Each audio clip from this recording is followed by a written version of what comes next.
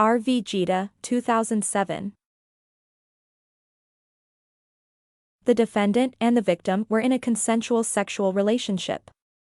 The defendant began sending anonymous threatening messages to the victim and promised to protect her when she confided in him.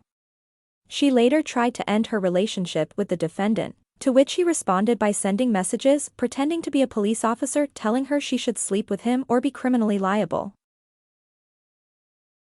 The offense of rape under S.1 of the Sexual Offences Act 2003 requires an absence of consent on the part of the victim and the absence of a reasonable belief in consent on the part of the defendant.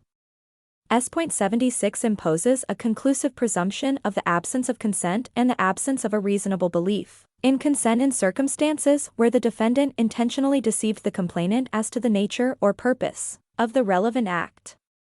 The issue in this case was the identity of the relevant act to which the deception had to relate. The Court of Appeal held that the relevant act to which S.76 referred to was the act of vaginal, anal or oral penetration.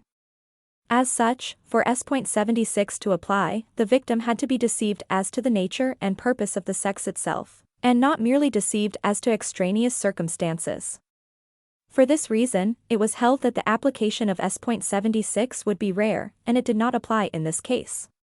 However, as the defendant had admitted that the victim was not truly consenting to many of their sexual encounters, the rape convictions were held to be safe regardless of whether the S.76 presumption applied. The convictions were therefore upheld.